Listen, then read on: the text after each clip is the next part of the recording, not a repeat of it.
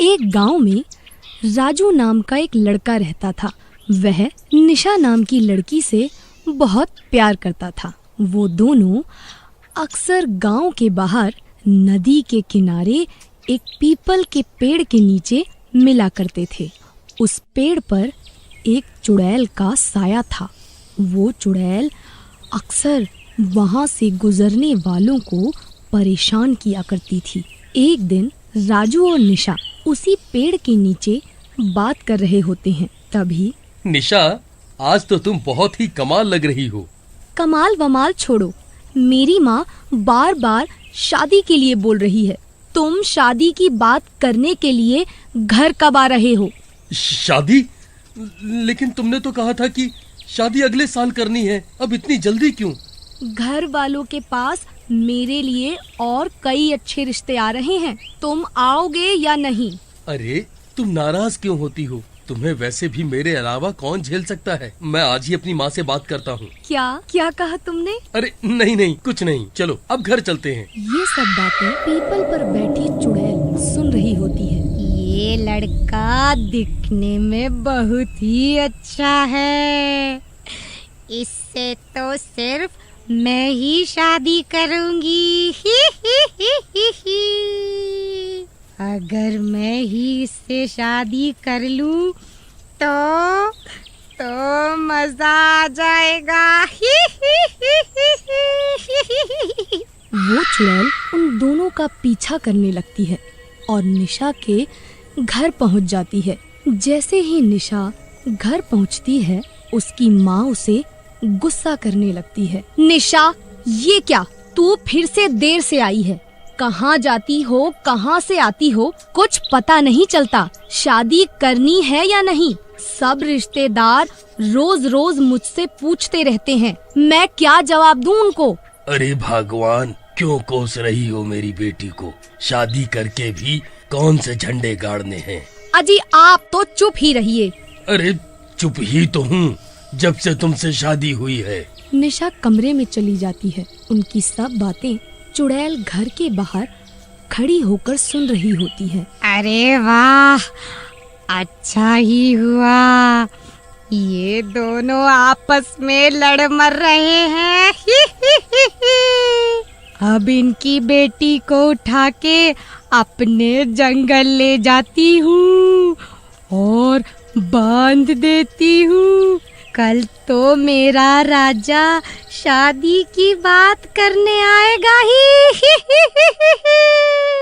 फिर जब निशा सो जाती है तो चुड़ैल उसे उठाकर जंगल में ले जाती है और उसे उसी पेड़ से कैद कर देती है जिसमें वो चुड़ैल रहती थी। अरे नहीं, मुझे यहाँ क्यों कैद कर दिया? कोई बचाओ, मुझे बचाओ।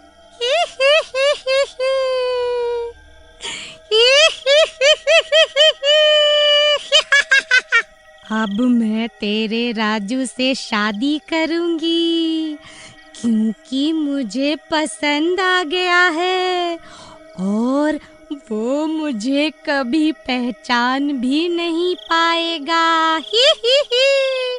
क्योंकि मैं जिसका चाहे रूप ले सकती हूँ। ऐसा कहके चुड़ैल वापस निशा के घर चली जाती है और निशा का रूप ले लेती है। अगले दिन राजू निशा के घर अपने माँ बाप को लेकर आता है। आओ राजू बेटा, बैठो बैठो। अपने माता और पिताजी को भी लाए हो? जी हाँ, ये मेरी माताजी और पिताजी हैं। आइए आइए आइए, बैठिए बैठिए। जैसे कि आप जानते ही हो, राजू और निशा एक दूसरे से शादी करना चाहते हैं। हम भी चाहते हैं कि आप भी इन दोनों की शादी करा दो। जी बहन जी, हमें तो कोई परेशानी नहीं है। आंटी, निशा नहीं है क्या घर में? हाँ बेटा, घर में ही है। सुबह से सो रही है। तुम जाकर देखो तो क्या हुआ। राजू ऊपर निशा के कमरे में जाता है। वहाँ चुड़ैल निशा के रूप में बैठी होती है। उसके बिखरे बाल और लाल आँखें देख के राजू घबरा जाता है। अरे निशा, तुम्हें क्या हुआ? ये बाल क्यों खोल रखे हैं और तुम्हारी आंखें भी लाल लाल सी लग रही हैं। कुछ नहीं, रात में सोई नहीं, इसलिए शायद लग रही होंगी। कुछ दिनों बाद उनकी शादी हो जाती है। फिर शादी के बाद राजू बहुत ही खुश होता है और रात में अपने कमरे में आता है। वहाँ निशा घूंघट में उसका इंतजार कर रही होती है। अरे डार्लिंग, इतना इंतजार कराया, अब अपना चांद सा मुखड़ा तो दिखा दो। अपने आप ही देख लो। ऐसा कहते ही राजू चुड़ैल का घूंघट उठाता है, लेकिन उसे देखते ही राजू की जान निकल जाती है। वहाँ निशा के रूप में चुड़ैल बैठी होती है। अरे दैया रे, तुम कौन हो और मेरे कमरे में क्या कर रही हो?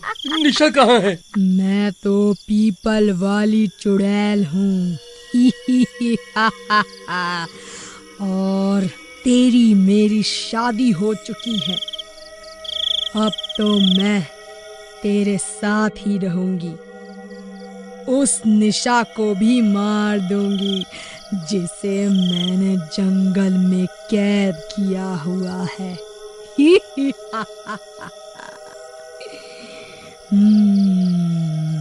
अरे मर गया रे, भागो रे, ये तो चुड़ैल निकली, ये तो भूतिया चांदी निकली। भाग राजू भाग। राजू डर के मारे वहां से भागता है और सारी बात अपने माँ बाप को बताता है। तभी शोर शराबा सुनकर बाकी गांव वाले भी वहां जमा हो जाते हैं।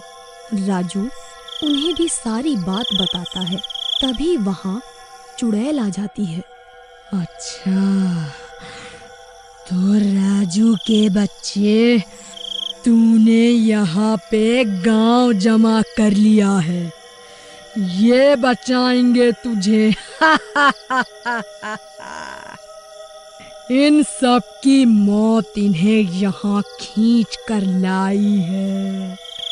ये मरेंगे सब के सब, या तो तू मेरे साथ चल। मेरे होते हुए तू इनको नहीं मार पाएगी। मैं तेरे साथ चलने को तैयार हूँ। अरे अरे कोई बचाओ मेरे राजू को। ये पहले ही सिंगल पसली है रे बाबा।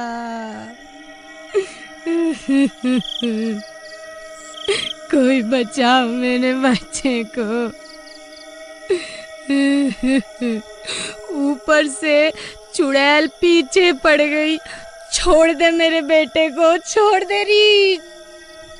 तभी चुड़ैल राजू को पकड़ लेती है और उड़ते हुए पीपल के पेड़ की तरफ लेके जाती है, जहां पर उसने निशा को कैद किया होता है। गांव वाले भी चुड़ैल के पीछे पीछे जाते हैं।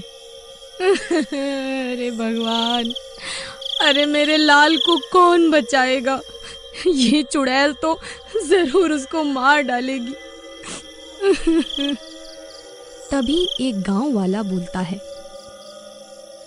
अरे ऐसा कैसे मार डालेगी? राजू ने हमारी जान बचाने के लिए अपनी जान का खतरा मोल लिया है। हम भी उसकी जान बचाएंगे। अरे भैया, ये सब हीरोगिरी छोड़ो। कोई योजना है तुम्हारे पास?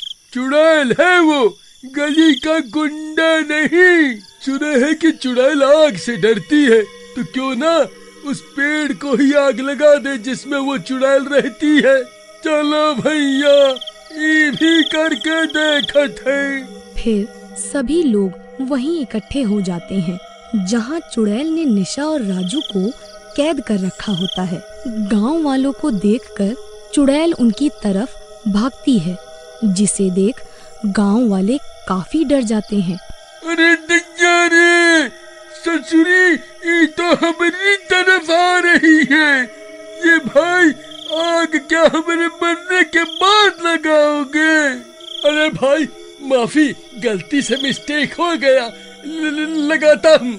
ऐसा कहकर वो पीपल के पेड़ में आग लगा देता है। पीपल के पेड़ के साथ साथ चुड़ैल भी जलने लग जाती है।